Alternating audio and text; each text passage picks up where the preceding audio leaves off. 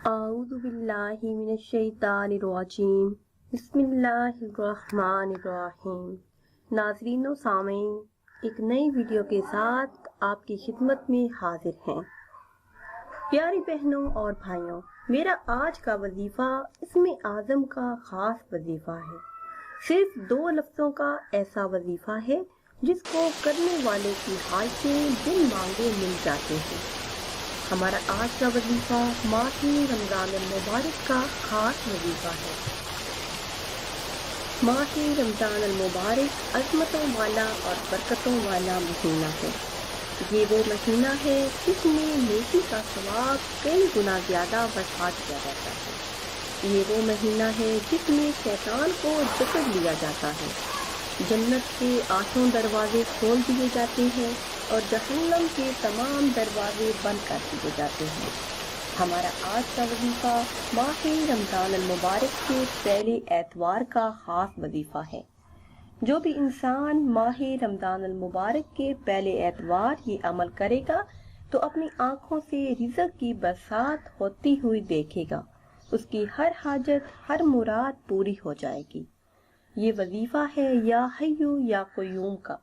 حضرت عیسیٰ علیہ السلام جب مردوں کو زندہ کرنے کا ارادہ کرتے تو یا حیو یا قیوم کہا کرتے تھے۔ حضرت ابن عباس رضی اللہ تعالی عنہ سے روایت ہے کہ اللہ پاک کا یہ اسم یا حیو یا قیوم اسم اعظم ہے۔ پیاری اسلامی بہنوں اور بھائیوں، آج ہمارے دلوں سے نیکی کی رغبت ختم ہو رہی ہے، اسی لیے ہمارے دل مردہ ہو چکے ہیں۔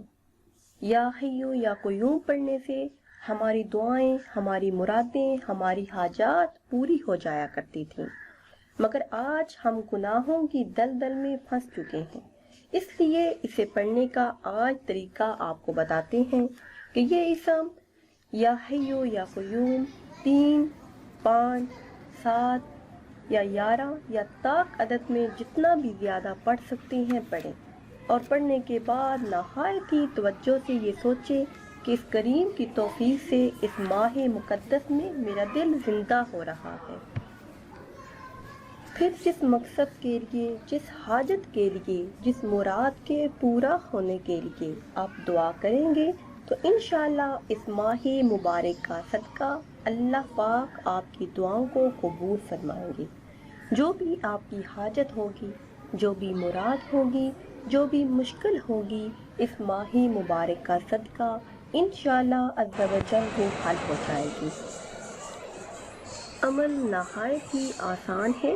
اول 11 بار درود پاک پڑھیں، اس کے بعد کسی بھی تعداد میں یا حیو یا قیوم کا ورد کریں، اس کے بعد پھر 11 مرتبہ درود پاک پڑھ کر اللہ پاک سے اپنی حاجات کے لیے دعا کریں تو انشاءاللہ اس ماہ مبارک کا صدقہ آپ کی جھولیاں مرادوں سے بھر جائیں گی۔ آپ کے گھر میں کسی بھی چیز کی کمی نہیں رہے گی انشاءاللہ۔